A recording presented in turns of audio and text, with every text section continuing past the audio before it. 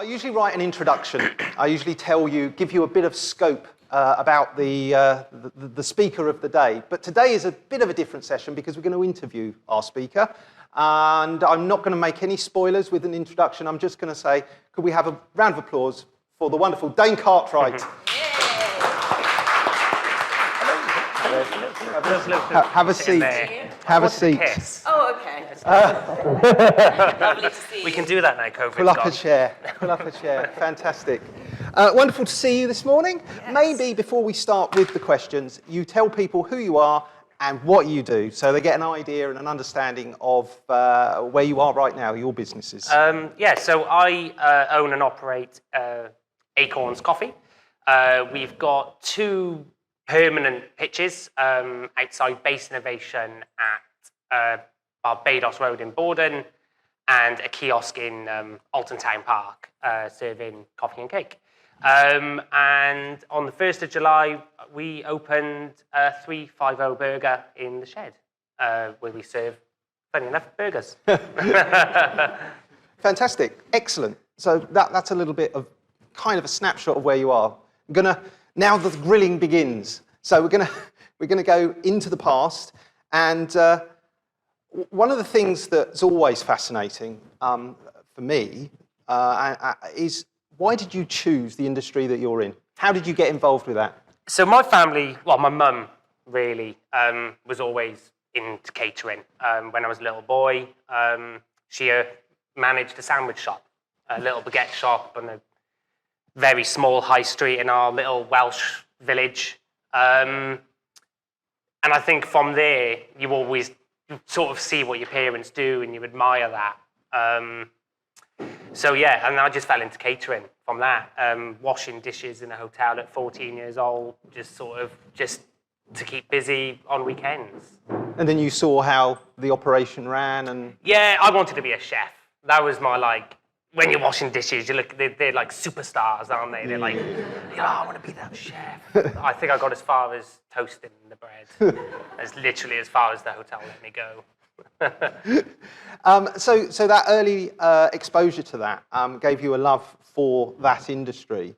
So if you were looking back at 14-year-old you, knowing what you know now, what bit of advice would you give yourself? That's a tricky one, because I think the journey you go on and where you end up is because of the decisions that you make when you're young. Yeah.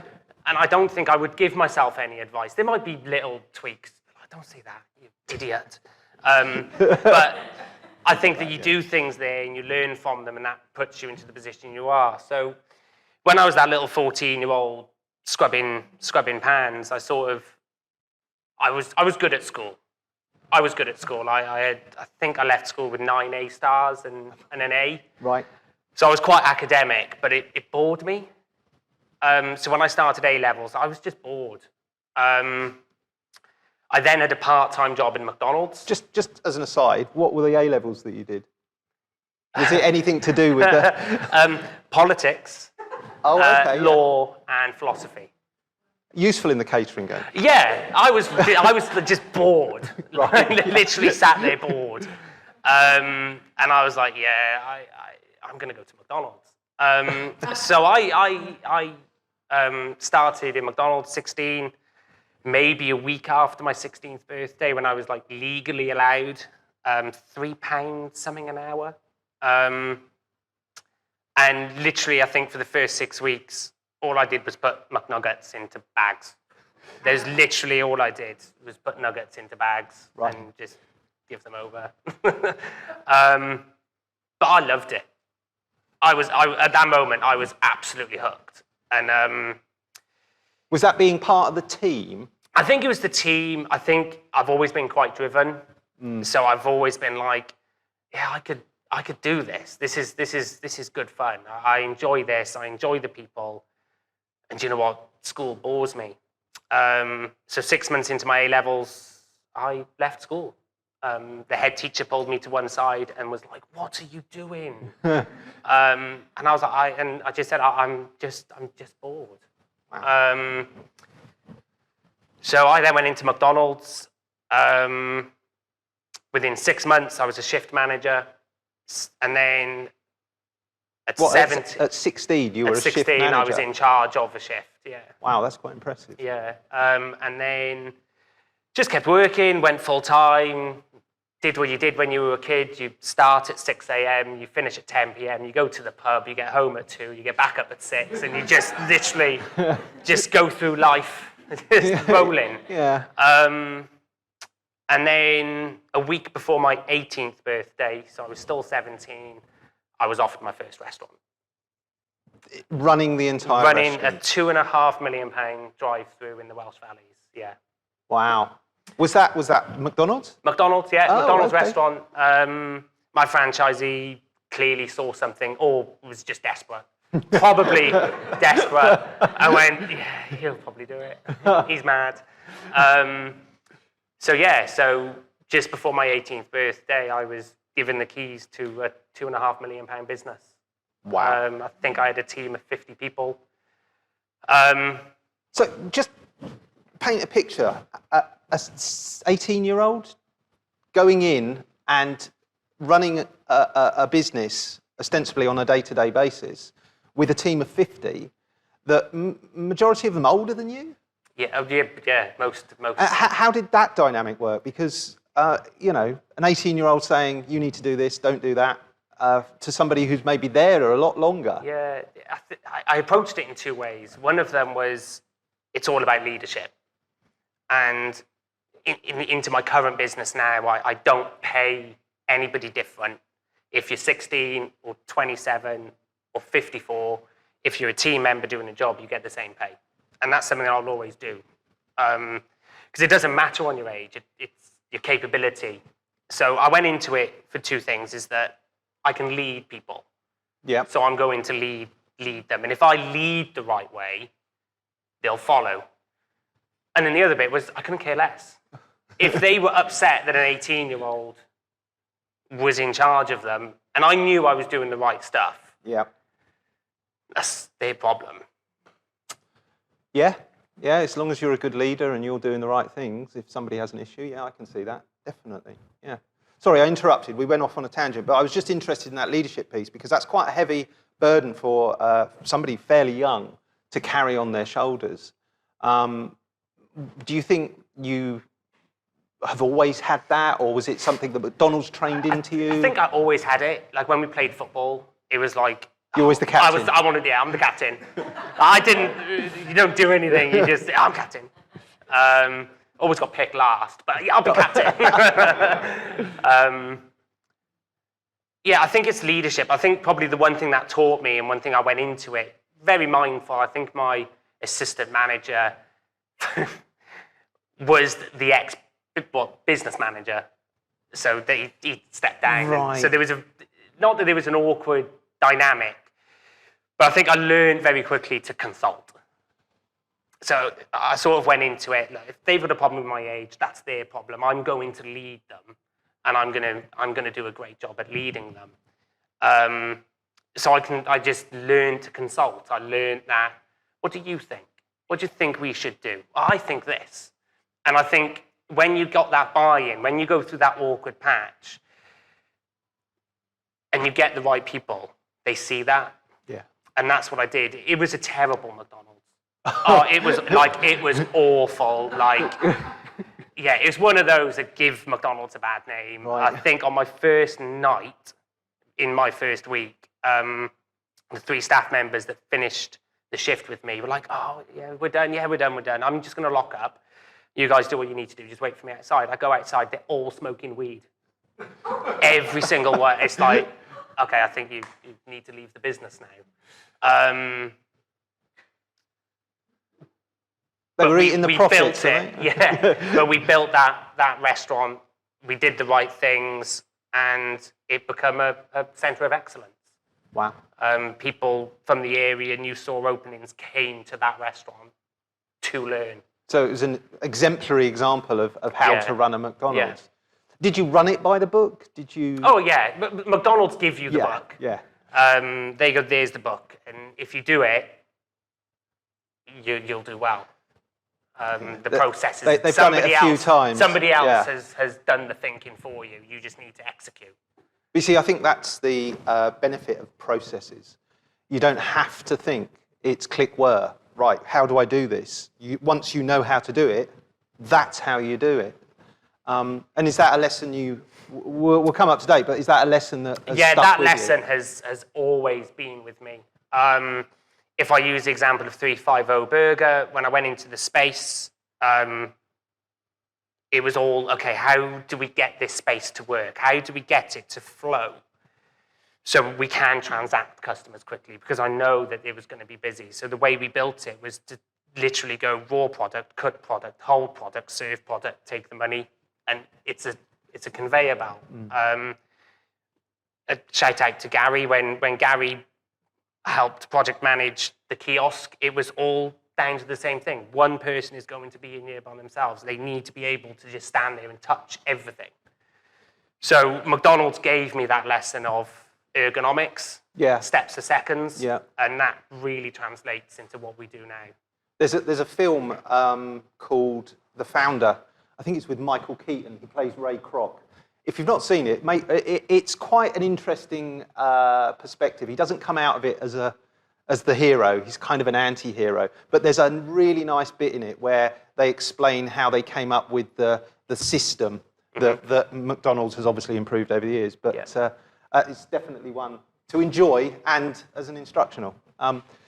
So you're 18, you're running a McDonald's. It's a centre of excellence. How long did that take to get from where it was? That took about maybe 3 years. Right. 3 years of a lot of work and a lot of, again, implementing the systems and getting to a point where I had a management team that were working for me. To the point that I would joke on the busy days, if I move off this spot, you're doing something wrong. And but it would become a game for them, and we'd put a box on the floor, right, stand in the box, don't get it. But it created that culture of them wanting to be better, them wanting to aspire, them wanting to show what they can do. So you kind of gamified it for them? Everything, yeah. So can we keep Dayne in his box? Literally that, yeah. And customers would laugh about it because we'd draw it on the floor and I'd stand there. But yeah, they were then all on board. And then when you get to a team like that, people that come into the team just go straight into that culture. Straight into that culture of excellence. Now, this is how we do things. And that just went on until they then moved me out into another really sort of underperforming restaurant to do the same again. So McDonald's themselves, or the franchisee? The franchisee. The franchisee had other McDonald's? Yeah, so she had, I think, 7 restaurants. Wow. So obviously we got this one to a standard and moved me on to the next. Fantastic. And how long were you at McDonald's for? I forget. It was a long time. Yeah, it's close to 10 to 12 years. You probably. don't look old enough, sir. Yeah. So McDonald's gave you the grounding and gave you a real kind of insight into what you can achieve. But that drive for excellence, that was embedded, that was like hardwired. Yeah, the drive for excellence was there, and making sure you had the people. It was always about people. So everything you did was about people, and it didn't matter of your background or anything at all.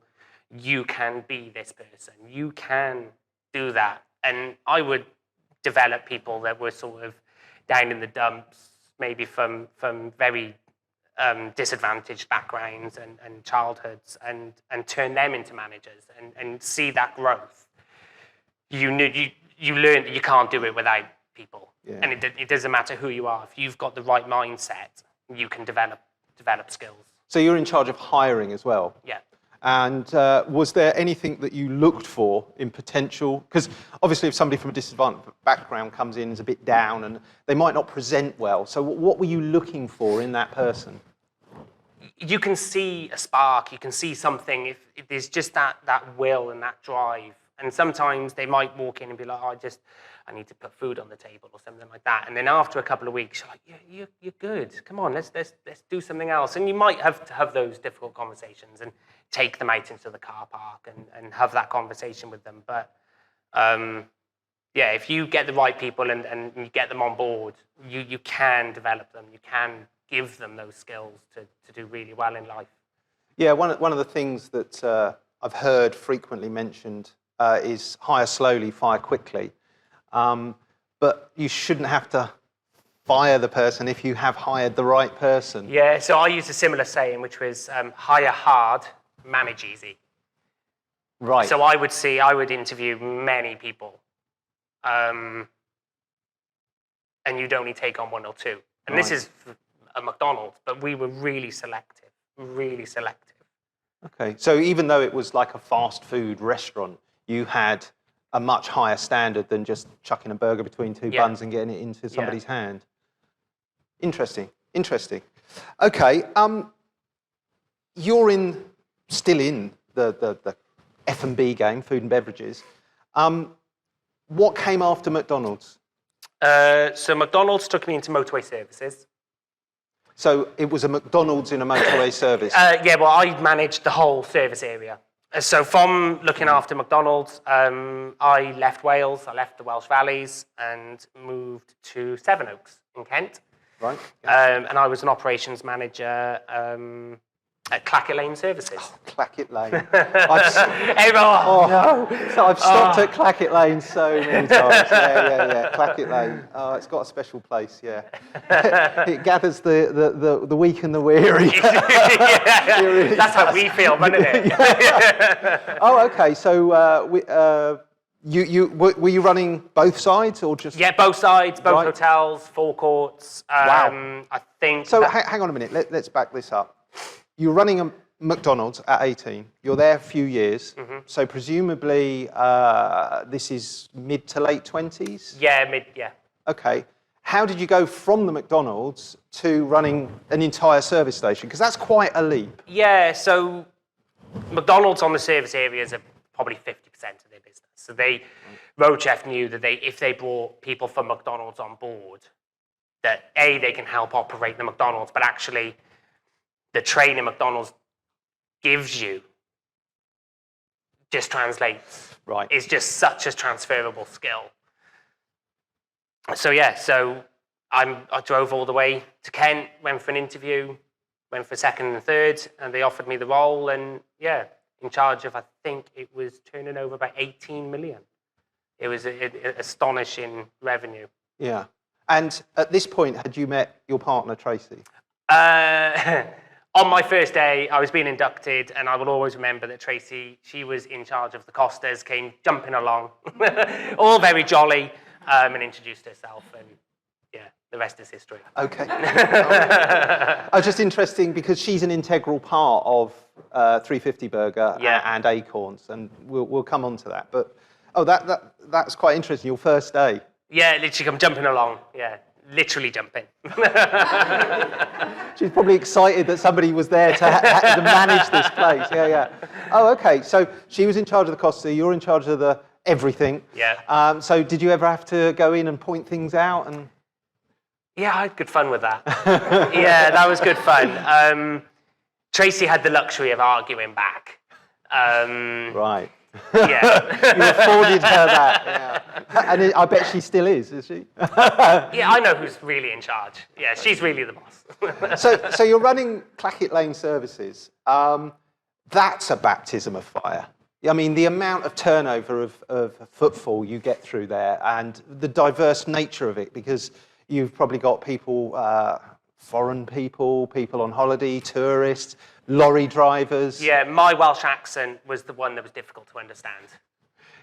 Right. But yeah, no, I think it was 300 staff that worked there. And they were all in some way direct report? Yeah, so the line manager would have been their general manager of the unit, and then their general manager reported to me, and then I reported to the site director. So what did you do on a day-to-day? How did you, because that's quite a large operation, and I've always wondered this, how do you get from one side to the other? Is there like a secret bridge? Oh, Yeah, there's a secret bridge. Okay. Fair enough. So you're there. You're running the place. How do you run an operation that big?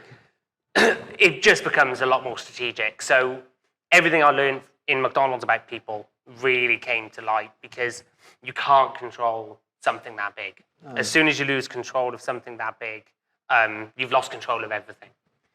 So it's about having people.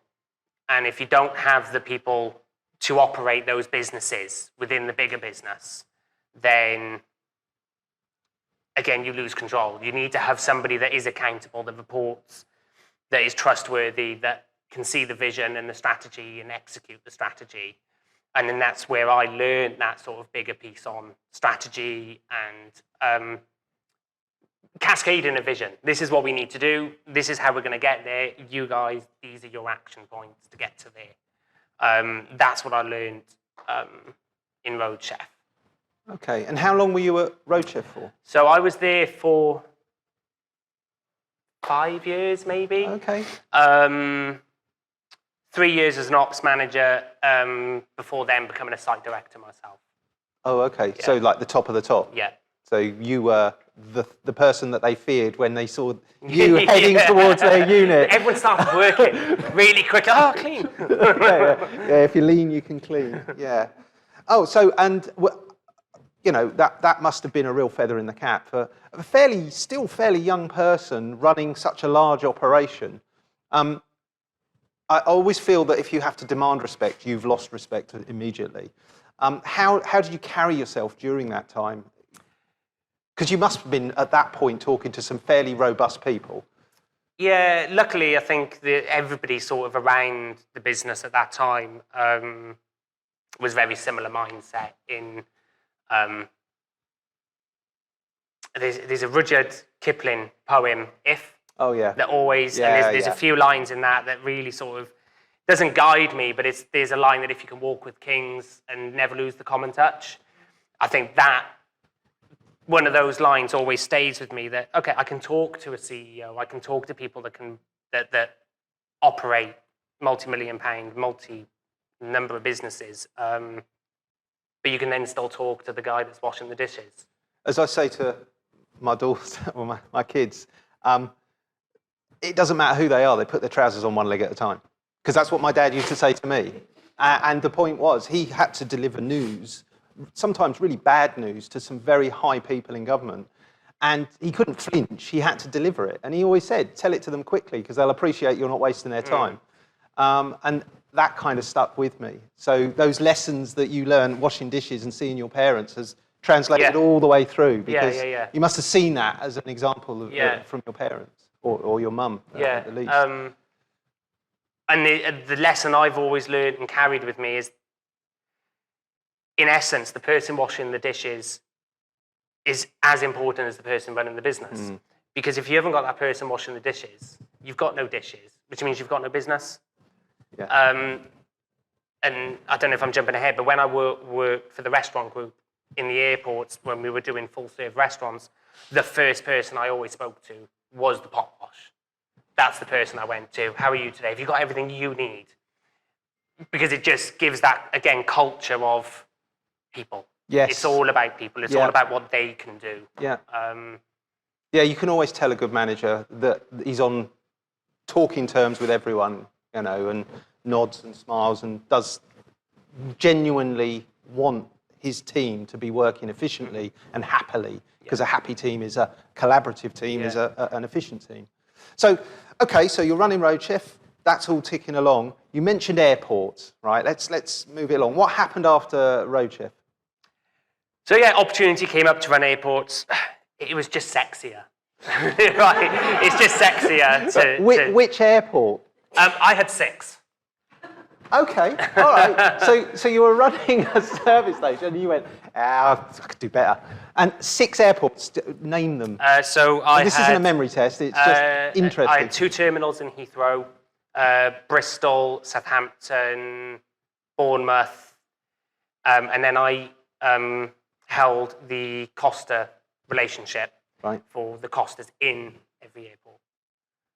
Wow. So part of my role is I would look after the function of the restaurants within the departure lounges and the arrivals, but then hold the contract with Were Costa. you flying between them? Yeah. It was easier and quicker to fly to Manchester, to Aberdeen, to have meetings, to meet than do anything otherwise. So yeah. So everybody got to know this guy who's on the same routes, doing the same thing. Yeah. Oh, fantastic. So jumping from the road the road chef at Clackett Lane to a much more sizable operation across all those airports, holding all of those people accountable in the same way must have been a real challenge. How did you manage it on a day-to-day basis? A lot of phone calls. Yeah, it was very sort of. You were literally a helicopter boss. Yeah, you would fly in. Fly in 2-3 hours, get back on the plane, go to your next place. I think it probably made me quicker. So when you're in the motorway services, you could sit there, you could watch what's going on, and you go, oh, there's a problem there, we just need to tweak that. It made me sharpen my sword. So it taught me that you could probably to walk in, spot the issues, talk to the pot wash, because the pot wash will tell you, I'm really annoyed that the oven's not fixed. What's wrong with the oven? Oh, well, the chefs always shout at me because they burn. You've got a problem with your oven, right? And actually, that's a massive problem that the general manager's like, oh, but I've got a budget and here's my P&L. So you put little pieces of the puzzle together. And it probably taught, I think if I didn't have my time in the airports, I don't think I would have successfully operated and run Acorns and 350. Yeah. Because in the airports, most of the businesses we created ourselves. We did the branding, we created it. Yeah. So my time in the restaurant group sort of taught me that sort of brand awareness, how to create a brand, how to get something to look and feel. So that was a new bit of training it was, on it was the a top new of it. learn. And from a decision-making point of view, it did make me a lot tougher and a lot quicker because you haven't got the time. You have to see the root cause of the problem and fix a root cause. You haven't got time to waffle. You just have to go and just like, that needs to be done. Who do I need to phone to fix that? Okay, I'll sort it. And that's what taught me. Did they know you were coming? Did they often have to scuttle quickly as you walked through the door? Yeah. I could just imagine. Most of them knew I was coming. Oh, okay. You could always use the line, but you knew I was coming today. But yeah, more often than not, especially with security passes and stuff like that, they sort of knew you were coming. Fantastic. And what happened after the airports? COVID. Right. Yeah. Oh, okay. Literally. And was it COVID that made you leave, or? Yeah. So that brings us up to the present day. Brings us up to about a year ago. Right. Literally about 12 months ago. Obviously, COVID struck. We were managing what is a mothballing process and very difficult conversations with people to say, look, unfortunately, we're having to close. And the restaurant group did what every other business did and restructured themselves. And restructured you out of it? Well, they went through a redundancy process. Right. I had the vision for Acorns about 7 years prior. I said, well, how much would I get? And I went, oh, okay, I'll take that and I'll go. And I'll make an easy decision for you and I'll exit.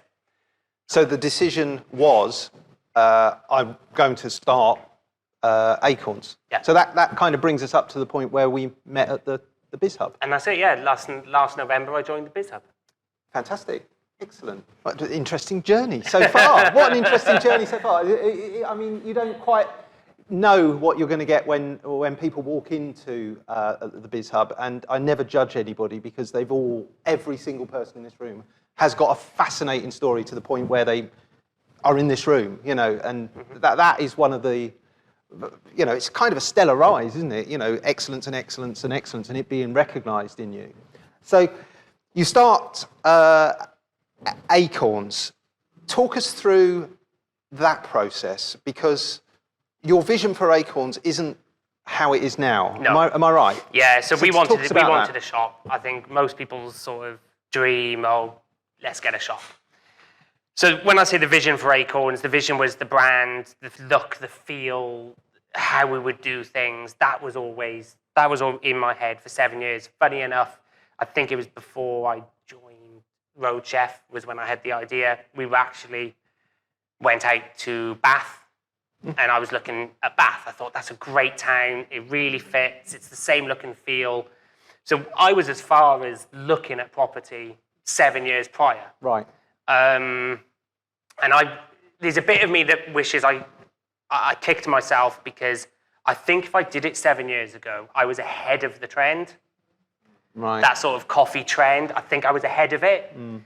So a part of me kicks myself. I should have just done it 7 years ago, knowing how successful Acorns has been.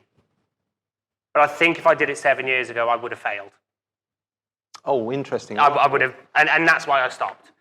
Because I wasn't ready, I was too young, I didn't have the support. And I think if I did it 7 years ago, I'm certain I would have failed. Oh, interesting. Why do you think you would have failed? Because that's an interesting reflection on your own performance and decision. Yeah. And why didn't you do it 7 years ago? So 2 questions there. So I thought I was bloody brilliant. You're in your mid-20s. Oh, look what I've done. Yeah, yeah. I am brilliant, and nobody can change my decision. And then when it started getting a bit serious, you get that sort of, okay, let's just question it. And yeah, I was like, I just don't think I'm ready for this. I don't feel like I don't understand this yet. Right. Okay. Yeah. I see that. And that's when I then left McDonald's, and then I looked for something bigger. Okay, I need to learn. I need to go and I need to look at bigger stuff. I need to go run a business. Right. And that's what then took me into Road Chef, because that's the point where I went, I've got some more learning here. I've got to learn something else. So essentially, you reflected. You thought, I'm not ready. I don't have the key training, the skills, maybe even the attitude. And you went and found a position. The attitude was probably a massive part of it. When I reflect back now, I didn't have the right attitude.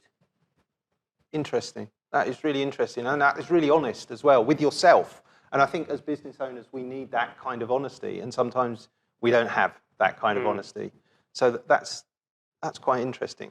So you've made the decision to start Acorns now. Fast forward, you're looking at premises. You're thinking about opening up a coffee shop. Yeah. Where were you looking? Quite local, Borden, Alton. So how come you ended up in Borden and Alton first?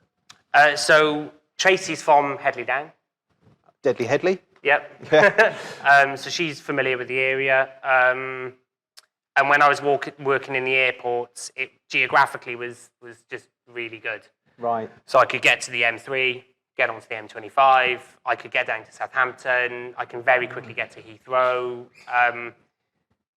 And we were excited by what was going on in Borden. Oh, okay. Like we moved here a few years ago, but just when all the regen was starting almost, all the buildings were going up, I should say. So Borden excited us. I remember we went for a breakfast down in the Forest Cafe. Yeah. Been there a few times. Beans and chips, love it. We were driving out by the eco station. Yes. And I remember turning to Tracey and going, this is exciting. This town's exciting. I think we can do something here. Okay. So I think at that point, the seed was sort of sowed. So you were looking Borden or close to Borden. Mm-hmm. Fantastic. So you're sat there, you've got your plans, you had a very clear vision for Acorns at this time, and you knew that you could execute on it. Yeah. You had a redundancy package, and you were gunning for your first coffee shop. Yeah. Why didn't that happen? Lockdown 2. So the second spike came on board. I think I was talking to the BiZHUB at the time. Yeah. I still remember it was a mastermind, I think it was a mastermind. And I had to at this point, I had to feed my family because I've got no job. Yeah. The redundancy can only keep you going for so long, and I'm there going, the hospitality trade is done. Like, nobody is going to recruit. Anybody that's going to recruit at a senior level, they're already in post. Yeah. So, yeah, I was walking the dog looking at, okay, I need to go stack shelves.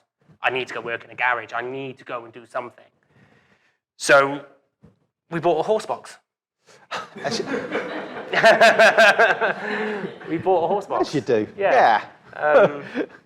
Yeah, drove up to what looked like an Emmerdale village, picked up the horse box, brought it down, and I was like, Tracey, ta-da! Here's the vision. We're going to do this now. Did she know you were going to get the horse box? Knowing me, I called her on the way. I'll be a little late today. Yeah, you know I wasn't there this morning. Okay, so you've got this horse box, and what? What next? We executed the vision. In the horse box. So everything I thought about the Acorns would be rustic, a feeling of old, quite quirky, something that would get people talking. And I kept saying to Tracey when we were looking at it, and it'd be like, okay, I want to put a copper counter down. Oh, but that copper counter is £2,000 more expensive than just stainless steel. I was like, but if it looks the part, people will trust it. Yeah. And again, this is what I learned at the restaurant group, is that it needs to look like the brand. If it doesn't look like the brand, you haven't got a brand. No. And I always call it a brand because that's what it needs to be. People need to talk about it. And I think the town did that really quickly. Have you been to Acorns? Yeah. So we just put the vision of the shop in a horse box. In a horse box. Anybody here been to Acorns horse box? Yes, a lot of fans. This morning, definitely. Yeah. And so you've got your horse box. You've kitted it out. It's ready to rock and roll. Day one, you swing open the shutters. Having run such a large operation and been so remote, I don't want to say remote in the sense that you weren't aware of, but distanced, perhaps is a better word, from the day-to-day running of it. I mean, you're running it from the top level. You were stood behind the counter serving customers. Mm-hmm. How did you manage that? Because that's got to feel like a step backwards in some sense. So we approached it as a lifestyle job. Oh, okay. So we approached it as, okay, as long as we get enough to pay the bills, this is us. This is us now, and this is what we'll do. But I think, again, I'll do a shout out to Signal. Without the support and the help of that opening day, where everybody from Signal came and gave us confidence and ate all our cake and had us scrambling at 2 a.m. Make more brownies.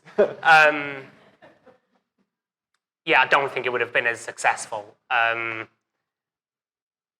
yeah, Tracey was very nervous about me serving customers. She was like, but you... I was like, no, I'll be fine. So those early days must... I remember speaking to you just around that time, and you had a very clear set of numbers in your head. You're like, we've got to serve X, I think it was something like 53. Yeah, 58. 58. I knew it was in the 50s, but it was serving that many customers gets me to where I need to, and we're sustainable at that point. How quickly from day one to sustainability did Day one. Day one? Day one, yeah. We doubled our numbers. Wow. So from day one, we did double that we thought. Then after a couple of weeks, it just kept going. It just kept growing. It just kept growing and growing. And we just went, we've got something here. Mm. That brand, that vision, that thought, that the look, the feel, we were like, we've got something here. We know we've got something here. And that's when I then put my sort of that senior manager role back on and went, right, how do I grow the brand? Right. What do I do now to grow the brand? Okay, excellent. Very interesting start with Acorns. We haven't spoken about 350 Burger. So you're running Acorns by the time we start 350. You get to 350 Burger, and it's running successfully. Yeah. Day to day, you've got baristas working for you, and you're running around making sure they've got all the supplies they need. And then suddenly an opportunity comes up. And we have to mention at this point Mr. Tree, Mr. Andy Tree sitting there.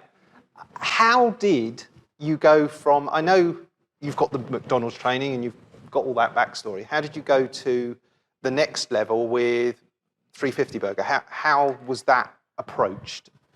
Well, it was the opportunity presented itself. Well, yeah, we realised that the previous tenant left quickly. And I think that I owe a lot to Acorns because I think Acorns got the reputation out there.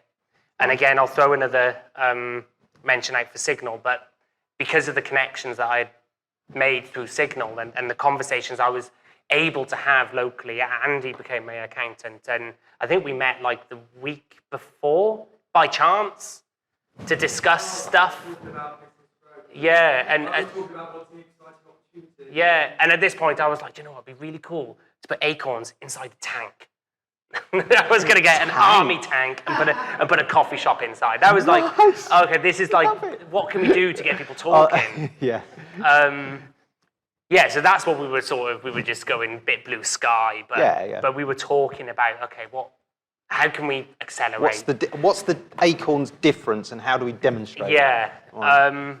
So we were already talking, and then the opportunity came up, and I think we both very quickly saw that there was a great opportunity, and yeah, I think 2 weeks we completely created a new brand. And Gary helped you with the fit out. Did you say? Did you mention?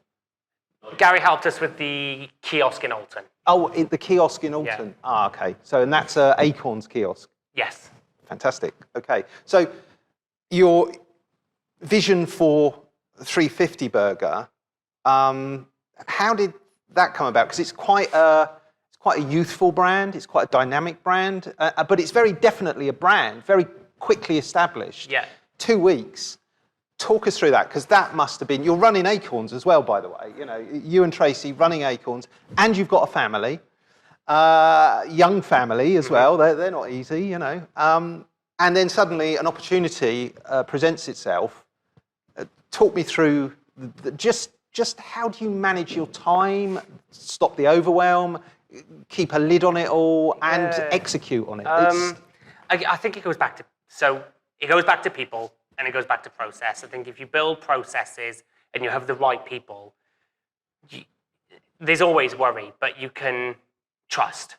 Mm-hmm. And if you have trust, then you have faith and they can go do what they need to do. And that gives them a lot of empowerment as well. So they can then say, oh, maybe we should do this and do that.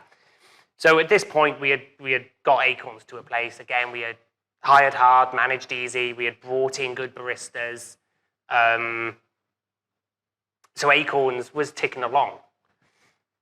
I have lots of fireworks going off in my brain all the time, just things. And I think with Acorns, it was always, okay, what can we always do next? It was always what's next. It was always, what do we do to get next?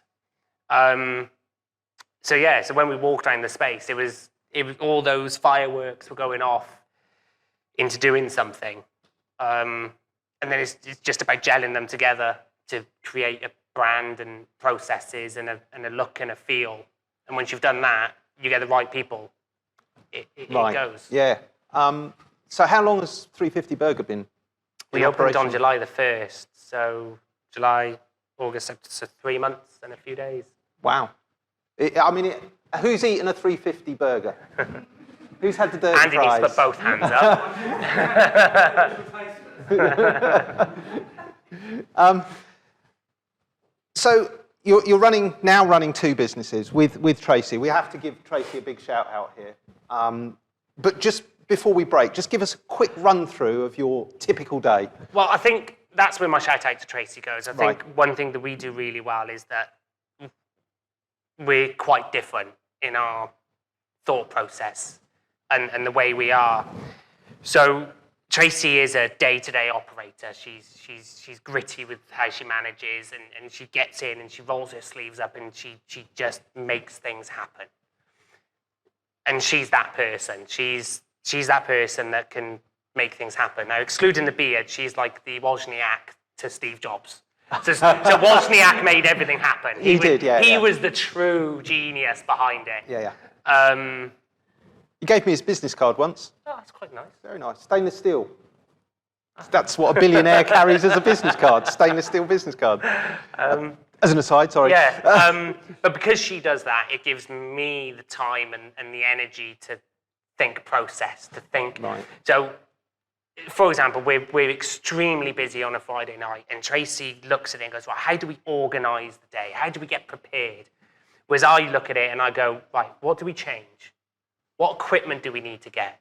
How do we make that different? If we put that person there, and I think because of that dynamic that we work so well together from that, that's what makes it run day to day. That's how our day to day goes. Tracey makes things happen, and I'm in the background sort of thinking about how do we make things easier? How do we make things better? How do we make it a better experience for the customer?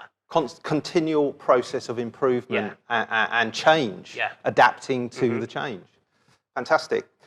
I'm sure there's more because I want to hear about your vision for the future. And I know that you've got a few things to tell us about that are quite exciting. So we're going to take a short break. Fill up your glasses. Who's found it fascinating so far? Yeah, absolutely. Yeah, round of applause. Round of applause. So hands up if you had some of the cake. Hands up who likes the cake. 60% of Dayne's Acorns cake is vegan, and 20% is gluten-free, I believe. So Keith's pause is like I was telling him about some poison in it. It's like, fantastic. Just waiting for Dayne, but fascinating journey. I'm sure you've all got a lot of questions, so we're just going to find out about the future. And then we'll open it up to some questions. So start thinking about them and start putting them. Oh my! I'm sorry. Come on, we're just waiting for you. I should have. Yeah. Oh, I missed that opportunity. I wanted a theme song. Okay, fantastic. So thank you very much for that. The cake's gone down marvellously well. Everybody enjoyed it who had a piece. So we've discussed how you got to today, all right? And so what I'd like to do is talk about the future. We'll have some Q&A, and then maybe you can make your announcement. Yeah? Yeah? I think after the Q&A, and then that puts a nice kind of, to be continued, ... So you're running 350 Burger, and you're running Acorns Coffee and Cake. What next? I think we've got two solid brands now. I think they're well established, even in that short space of time. I think we've got two solid brands that I think that are recognisable, and I think are a point of difference to other things that are out there. So the plan is now to just continue the growth, create some organic growth, keep the cash flow healthy. And start looking for site number 2, site number 3, and grow those businesses. I definitely think that they've got legs to really become something that is recognisable on a lot of high streets. Yeah, they're very compatible, aren't they? They're not cannibalising the customer base. In fact, they're very complementary. Yeah. I could see those sitting very nicely in one unit. You know, you've got Acorns and you've got 350. Yeah, and that's exactly what we're doing. There's a couple of developments that I'm looking at where that is the case. The space just lends nicely to put in two very distinctly different brands and operating them side by side. Yeah. Was that the plan, or is that just a nice? It's just evolved. Yeah, lots of evolution, lots of pivots in the last year. But I guess the seeds were sown when you were at Clackett Lane and you saw the multiple venues and operators. Yeah. So that sitting in the back of your head was something that you could pick up. And because Tracey's from the same background, we just naturally work well. Well, she's the coffee, you're the burger. I mean, is it any wonder? Yeah. She's the coffee to my burger. Oh, that's lovely. So you're going to grow the brands. Okay, that's great. What do you see as your big challenges? It's short term is what's happening with the UK economy. And I think that if I go back 8 months ago, all I worried about was, okay, how many cups of coffee am I going to sell to put food on the table and keep a roof above the family's head? But now I'm really thinking, okay, how do I grow the business in what seems to be a challenging economy? What steps do I need to do? What's the roadmap to get to that point? I've got a couple of other little ideas for different brands bubbling in the background as well. But the challenge is now is sort of funding that growth, getting investment, and that's not just financially, but investment sort of intellectually as well into the business. To help. Do you mean continuing your own training? Yeah. So picking up, adding to your skill set with the skills of running your own business. Yeah. And the challenges of and growing learning that. from that. And I think, and I've always been a believer that you just need to surround yourself with people that are better than you. Yeah. And you need to find those people. Yeah. And so as you grow the business, you guess you're going to be putting in managers to manage operations on a day-to-day basis, and you will, I guess, move up the sorry about the pun, the food chain. Yeah. It's creating, and again, if we go all the way back to what McDonald's taught me was structure and process. The word hierarchy I don't like, but having a line of development maybe is a nicer way of putting it. And yeah, that's what we're now doing. So we're taking stock, we're putting processes, and we're putting more robust processes in place. We're now taking a next step with developing our people. So we've got 3 people that we're putting on an apprenticeship program, and we're going to support them into their career into supervision. I started as an apprentice. It's a noble pathway into the workforce. Yeah. Earning and learning. You know, it's a great thing, and that's jobs in the local economy as well, which is really interesting. So you see the success of the business very much in the success of your people. Yeah. Without the right people that you again go back to it, trust and have faith in, to open and close and look after your customers and do the right things, then I can't do what I need to do to run the business and develop and grow the business. I can't do that without the right people, and I need to give those people those skills.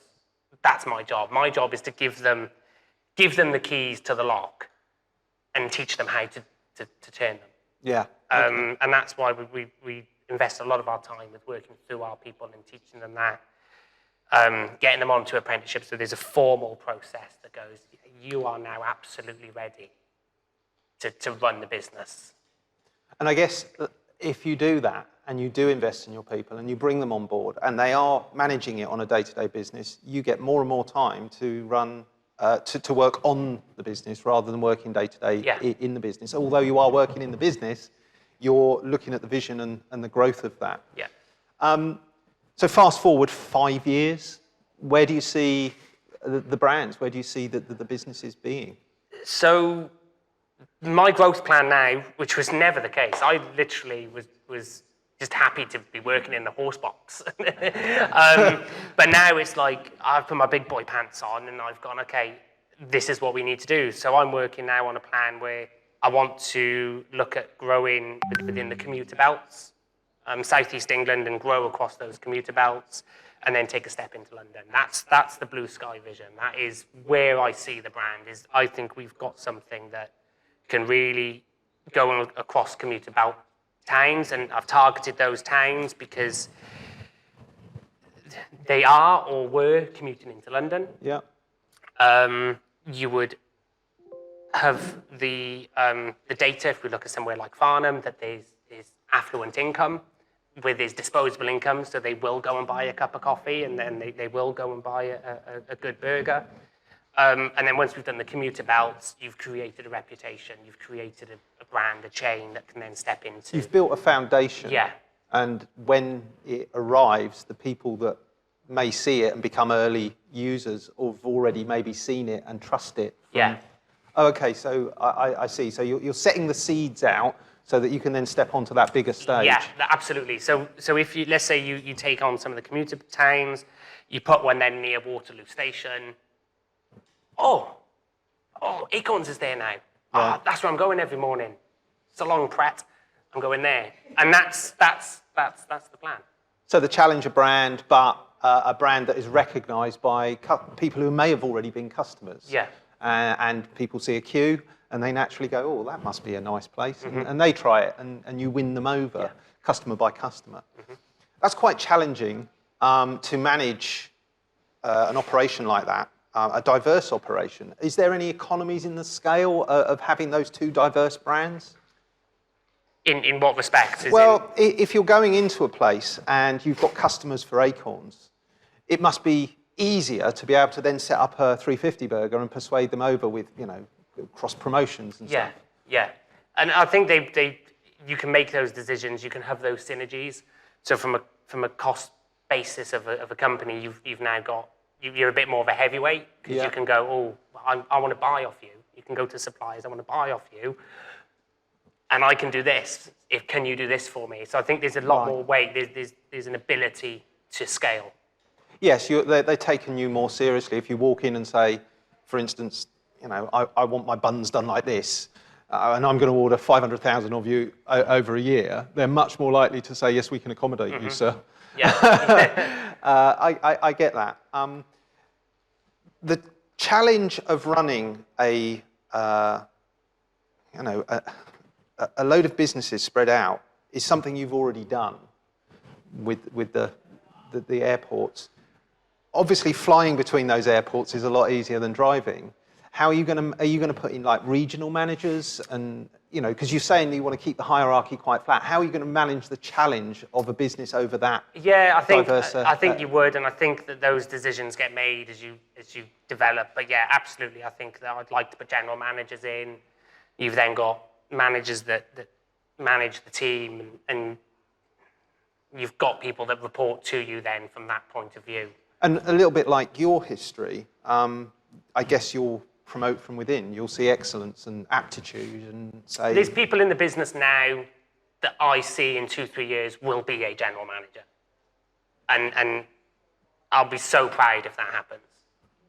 Okay, so you're seeing your role as facilitating the success of your team. And part of putting them on apprenticeships and working with them and putting a bit of pressure on them is because in 3 years, I want to go, like, we're opening here. Do you want to do it? Do you want to run that team? I've given you the tools now. Do you want to do it? So a lot of what we do now and what Tracey does when she does the same is to go, in 3 years, that person is going to run that store. Okay, that's quite an interesting vision for the future because it means that as you grow more stores, you'll find more people and then you'll grow more, you'll put more investment in those people and be able to grow your team bigger. Yeah. So it's kind of a perpetual cycle. Yeah, it's almost to a point where you just never want to recruit a general manager. You promote a general manager. You don't recruit them, you promote them. Fantastic. Now, going back to like the airports and your experience there, do you think, I know there's a lot of transferable skills, but do you think growing your own business is going to be similar to running a business for somebody else? Or what are the different challenges you see?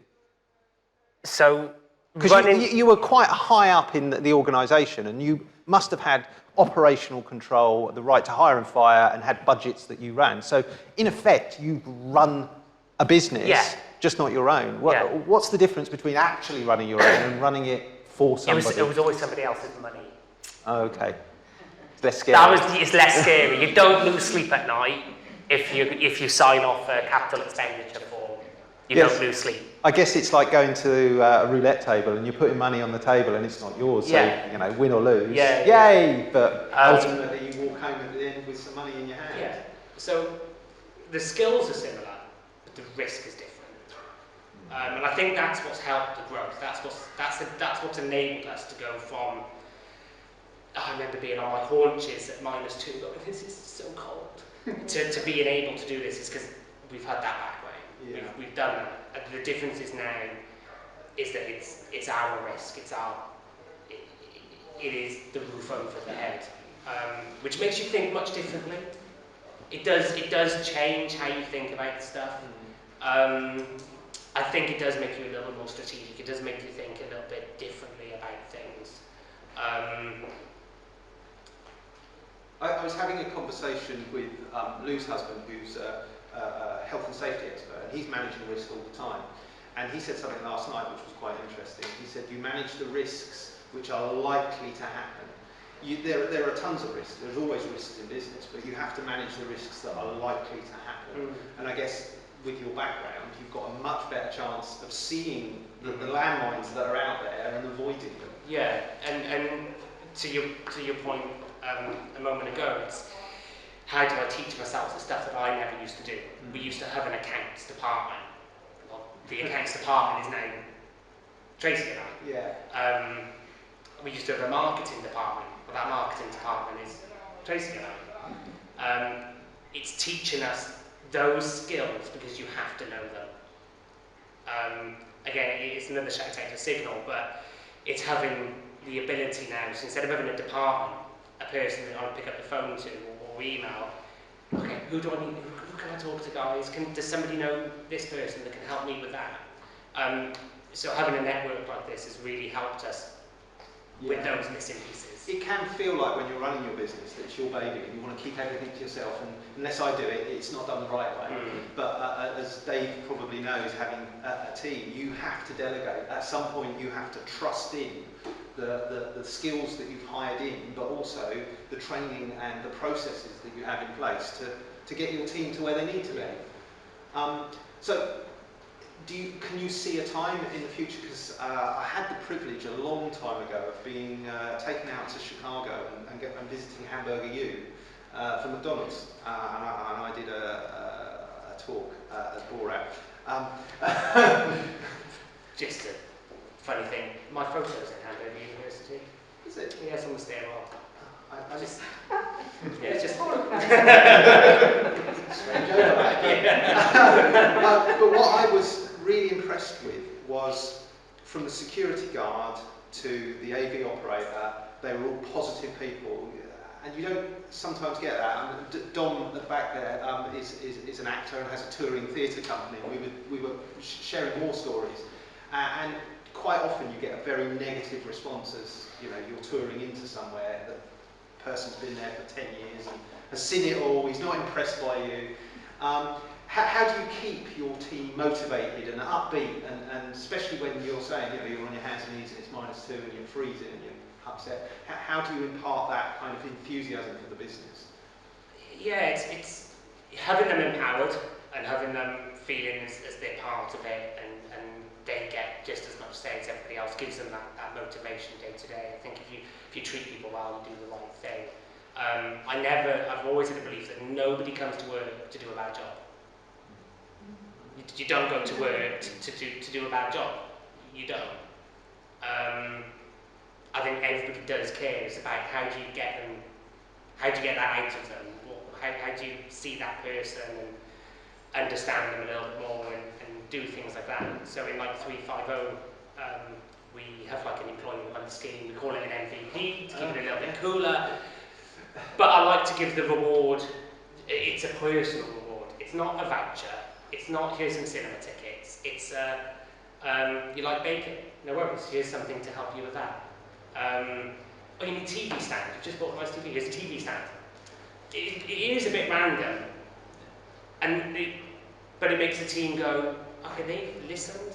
They actually know about me. Yeah. And I think if you can get to that point, then actually they become the soldiers, and they're on the front line, and they'll be on the front line, and they're happy to go an extra mile because they know that you really care. Yeah, no, I see that. If you invest the time to understand your team and give them what they want, either in a reward or in a business sense, they're much more likely to return the favour, that reciprocity. And that trust, I trust Dayne that he's got my best interests at heart, not just I'm here slinging burgers and taking home away. But I've always thought that McDonald's has done a very good job in the training department. whenever you talk to somebody who has worked at McDonald's, it's perceived as a fairly low-grade job, but actually the training and the personal development that they put into their team, I can see that that's what you've transferred into like 350 Burger and Acorns. How do you manage that training over a longer period? Because obviously you're going to have to put in place training schemes, you've got apprenticeships, and how are you going to manage that in the future? So one of the things we're going to do, again, it just goes back to process. So we'll create like a training plan almost, where, okay, you're going to learn this now, and then you'll learn that, and you have to hit these benchmarks and be able to do these things. And if you do that, that gets you to that point. Gives them a real clear scope, gives them a real clear pathway, but it also gives us structure. So it allows us to go, because there's so much to do, running a business, there is so much to do. So to have something that is, okay, what do we need to do this week? Okay, we need to teach you that, come on, let's go. And it gives you that structure, it gives you that pause. Yeah, and the person feels like it's worth sticking around because they've taken an interest in me. And I can see that even in 20 years' time, if I learn these skills now, they are valuable skills. And when I was an apprentice, yes, I was taught how to be a mechanical engineer, but the skills that I took into my business was attention to detail. You turn up and you perform at the highest level that you can because people are relying on you. Like as an engineer, I had lives in my hand at the age of 19. If a plane drops out of the sky, and it's found that it's a component that you built wrong, you know, how bad would that be? You did have people helping you, you know, your apprentice masters. But I've taken those skills through me, so it's quite admirable that you're investing that, because those people will take those skills out into the community and into the other businesses. Is that important for you, that development piece? I'm guessing yes. Yeah. How important do you think it is for businesses in general? It's, like I said, it's one of the most important things. You can't grow a business without the right people. Because there has to be a point, if you grow your business, it becomes more than just you. And if we go back to the horse box, it was just me. Stood there in the cold. It was me. People knew me. And yeah, you have a chat and you get to know it, but how do you get that brand to maintain that culture, the relationship with the customer, that same experience? So how do they get to go to the horse box and talk to me, and then all of a sudden I'm somebody different, but still have that same experience? Without people, I can't grow the business. It is impossible, and yeah, anybody that's looking to grow a business, you have to get the right people on board.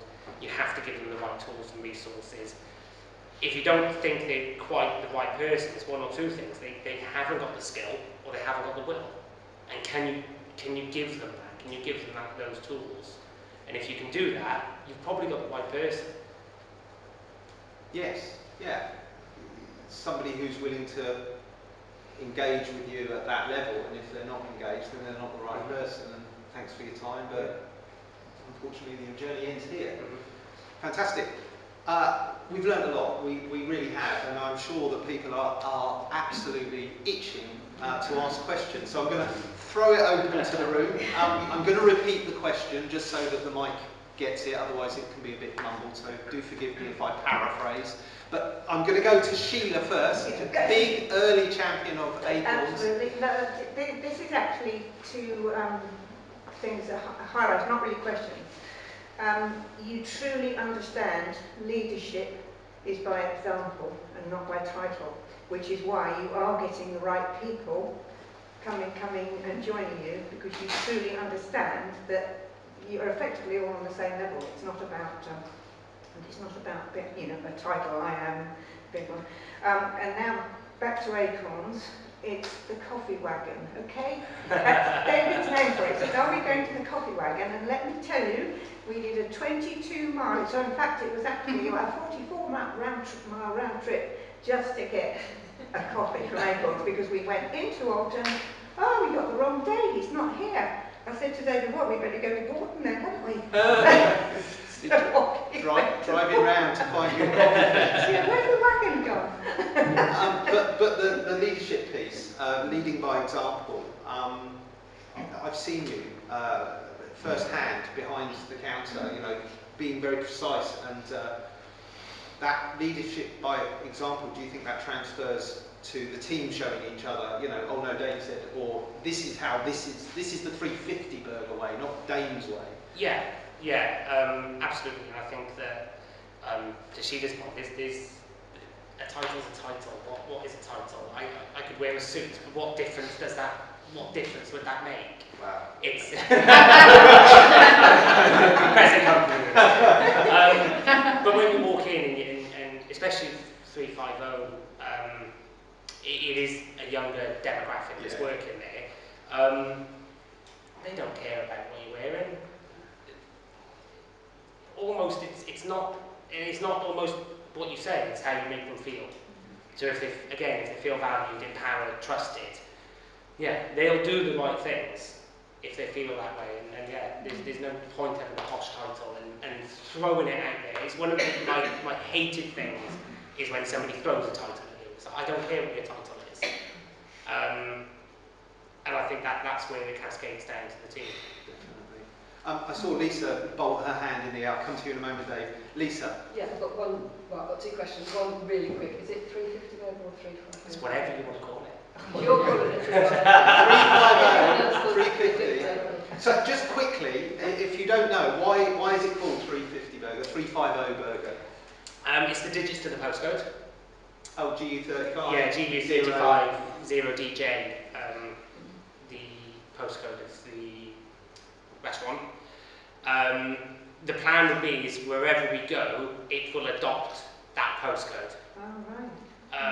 I want it to be a community feel because I think that post-pandemic people want that, and I think it'll be recognised because the branding, the product will be the same. But everywhere it goes, it will just those first 3 digits will change. Thank you. And my other question was, yes. You started in McDonald's. You've been on both sides of the franchise. You've worked at pot washer, chicken nugget wrapper, and manager.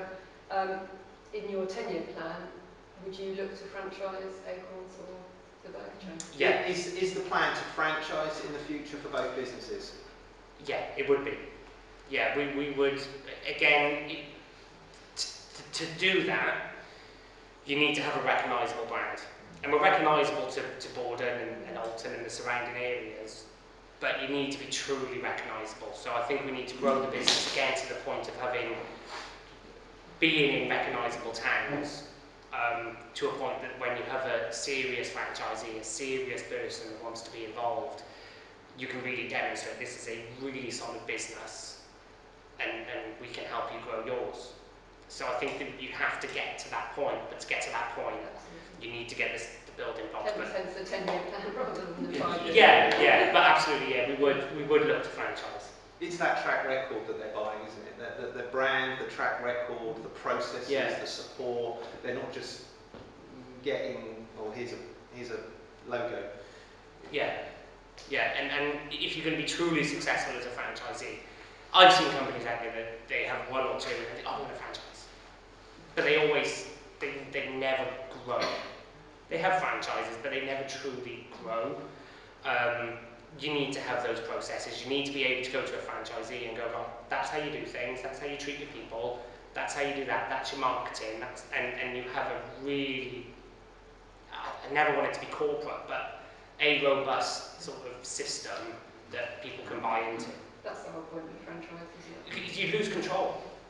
If I was to franchise, it would go to the other end of the UK, go up to Manchester, somewhere like that.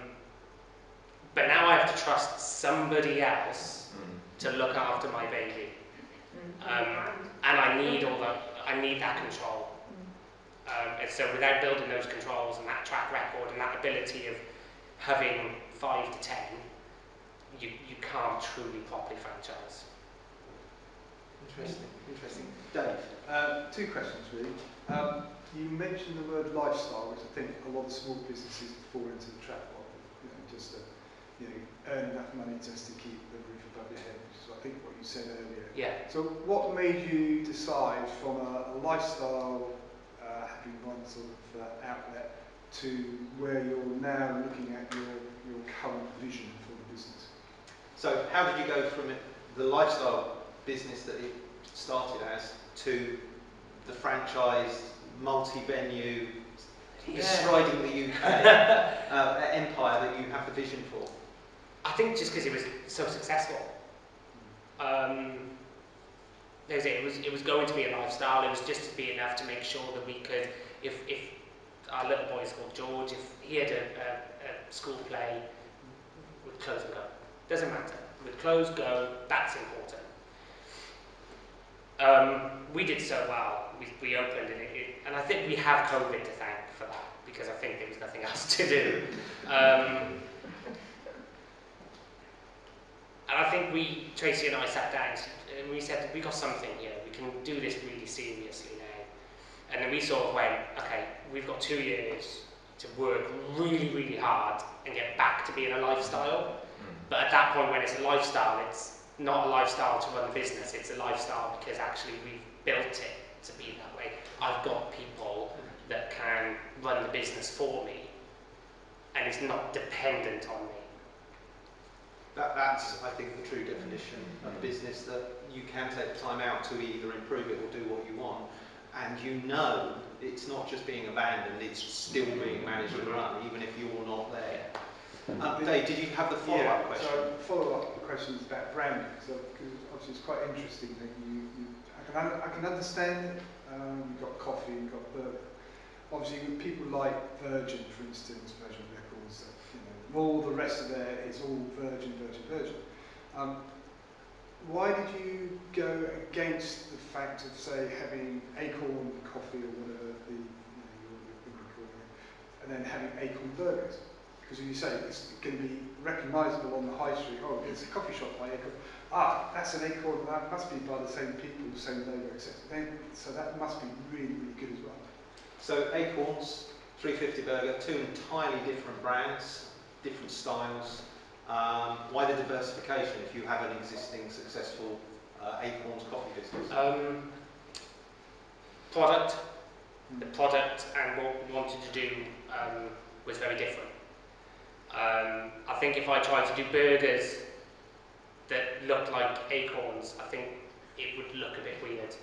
I don't think it would quite, the brand wouldn't quite affiliate itself to being similar. Now there's things that I think could work to that point. I think if we ever did anything in the future, I don't know, a sit-down cafe, where it was more than coffee and cake, then I think that would blend nicely and blend into Acorns. Even if we did 350, but we did something different, I think that could, again, blend into something else. But for me, it was having 2 different personalities. They're 2 very different products. And to a point, I didn't, as much as it is recognised that we do Acorns and we do 350, when you get to 3s, 4s and 5s, people don't make that recognition. I think if I took one of them to Guildford or Camberley, would anybody affiliate the 2? And I don't think they would. So it was having 2 clear identities that were very different and having 2 different personalities. Fantastic. Luke? I've got a question on your organisational skills. You've clearly got them. You're a very active member of the hub, and often when people get very busy, they don't make time to come to the hub, but you are always here, week in, week out, at the hub, making time to work on your business. How do you manage your time? Do you use a particular tool, like a technical tool? How do you manage your time? Time management, the Dayne Cartwright recipe. Controversially, I don't. I don't. You're just a very organised person. Oh, you've got Tracey. Yeah. No, I don't. There's key things that blocked out in the diary. So like the BiZHUB, I know how important it is to be here, and that's for my growth, and just to be involved. And yeah, so there's key things that I make sure happen. The rest of it, I mentally can't cope when things are structured and planned like that. So if I start filling my diary up, mentally I can't cope. So I actually have an empty diary I put in key meetings. The rest of it, I know what needs to happen. It happens, but I let it be fluid because mentally I can't cope with that structure. And also, I'm guessing, having done it on a day-to-day basis in a corporate sense, you kind of know what the rhythm is of the day. I need to do this at the beginning. I need to be here. I need to look at that. That needs to be checked on. Oh, we haven't done that for a month, and I need to be there and going. So I guess you have that rhythm kind of built in with the training you got. Yeah. Yeah, like I know on a Monday I get everyone timesheets. So at some point on a Monday that will happen. But in the industry I'm in, if I start blocking things out, like I had a real drama of a morning yesterday, a whole drama of a day. But if I had things cemented in all the time, it doesn't allow that fluidity. So I guess it creates more time in a roundabout way. You never sleep, right? You don't sleep. So you have your internal process, and that's quite well structured anyway. And that self-discipline of okay, that's fascinating. Keith. I want to come to the branding of the burger bit, really, because I for one, and I'm sure I'm assuming I'm in the room, hadn't picked up the 35 bin from the postcode. And you said about if we go to other places within keep the postcode. I actually think that I actually think that's a mistake. And for two reasons. One, because I think if someone went to Farnborough, let's say, and they saw 140 burger, they think, oh, that looks like 350 burger, but is it? Because it's not 350 burger. And so you're not keeping that. The other danger, I see, is what's to stop somebody in Farnborough opening a 140 burger, and then someone thinks, oh, that must be about 350, but they don't have trap service. And in fact, they think it's your brand that's a trap service rather than them. So personally, if I was to give you a nugget, I think I'd say brand is important, but keep your brand consistent. So I would say keep the 350 burger wherever you're in. So 350 burger, it's going to adapt its name as to where it goes. What are the challenges in managing the brand consistency? I think it's going to be one or two things. Absolutely get your point that it could be very dangerous, but at the same time, it could be a genius move. And I think it's a risk to take, but you can very quickly rebrand. Sure. Yeah. I never want to lose a community feel and a community touch, which is part of why it's named the way it's named. And I think that you get to a point where you might get to I'm not saying I'll ever get to the size of McDonald's, but let's say we get to a recognisable size. There's a point then when you're a target and you are corporate. And I don't want customers to feel that. I always want customers to go in and go, I'm being served by local people. I'm being served local product. Oh, it's actually named after the place. People will always copy. We've always, there's people that look like Costa Coffee, there's people that look like, as long as you're always ahead of the game and you're ahead of that, I think people will know the difference. Yeah, I think the beauty of owning your own business is the ability to pivot, change. That didn't work. I always say, a business is like an experiment. And you try your best guess at the start and you get feedback and you decide whether or not you change or you keep going, which is kind of how Acorns has been and what you're doing with 350 Burger. Gary had a question. Anybody else with a question afterwards? We'll then come to Holly and then we'll wrap up because we're rapidly running out of time. And I'm desperate to ask this last question. So, Gary. Yeah, I think like everybody, I found it quite fascinating hearing the full story of what's gone on. But my question is, what's been the hardest decision you've had to make throughout your career?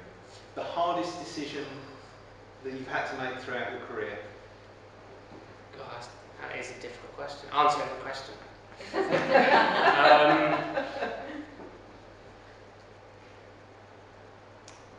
It'll come back to people. I think when you're in charge of people, you're in charge of lives. And you made a really good point the other week when you said that when you run a business, you're not trying to put a roof over your head. You're putting roofs over multiple heads, and it's your job to give people that. There's been a few very difficult disciplinary issues that I've had to deal with, where there's lots of mitigating circumstances and you have to make decisions on whether somebody needs to stay or leave a business, especially when you know that your decision is going to impact them and their family. And it's probably not once, it's happened multiple times, but it's those decisions that keep you up at night. Yeah, I would agree. That human interface of having to let somebody go, and I know that this is going to have a ripple effect. And yeah, and I think it's the mark of a good business manager who does wrestle with those. If you glibly let somebody go, you perhaps don't realise the impact of it. Yeah. And maybe you're not as good a manager as you think you are. Yeah, I think there's clear-cut cases where it's theft or it's serious misconduct. No, you can't do that. But when it's one of those where you're not sure, but the letter of the book, and what sort of precedent am I now setting? Then they get quite difficult. Fascinating. Final question, Holly. A couple of small things really quick. First thing is, obviously it's all about the people, and I think everyone would agree with that. Where do you and how do you find your good people locally? How do you go about recruiting locally good people? We use the normal platforms to find our people. Your Indeeds, your Facebooks and stuff like that. What's interesting is we're starting to get people to approach us now. And those people have been real gems. It's our biggest challenge. Real big challenge is to recruit, especially in today's environment. I don't think it's ever going to change. No. Finding the right people to match the roles and the ever adapting needs of a growing business. I think that's a challenge. You had a follow-up. Yeah, just very quickly, when you go into the business and you've got a passion for a particular industry like yours is food and beverages, you go into it because you love that industry. But as you get promoted when you're employed, obviously when you become a manager, you no longer in effect do the role that you went into with a passion. Like you might love cooking, and then if you become a manager, you're managing people and you forget what you actually went into it for. What would you say out of all the roles that you now have to be, all the heads and things, what would you say is your favourite part of what you do? What's the favourite part of your role with the two companies, within the two companies? Within McDonald's and stuff like that, what was my favourite part of what I did? Yeah. It's that leadership. It's taking that person that, and I've got a few of them that are just nobody else would employ, and then seeing them contact you 3-4 years after you leave the business, going, "I'm the store manager now." That's where you go, "Oh, that's special. That person is really." That's a big win. That's a day where you go, just with a smile on your face. It's the leadership bit that really sort of stands out. Fantastic. Well, we've had a fascinating tour of your career. The last question on the card, what are your plans for business in the future? So, again, credit to Signal on this, and I'll use the phrase that you can't do business alone. You can't do business alone, and you can't do it by yourself. As good as you think you might be, there comes a point where you need help. So I joined Signal in November. I met everybody here, and we are now going to create a merge with some companies and create a new holding company and bring in a board of directors. So Andy, who had already invested in 350, is going to join what is going to become a larger business, and Stuart is going to join us as well on the journey. I'll go as far as saying it is nothing financial.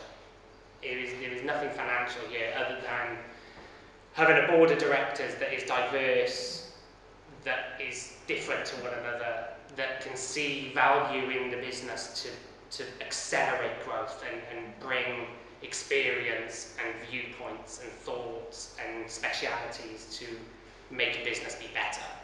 Because there's a point where I go, the business will be bigger than me one day, I need help and I can't do it alone.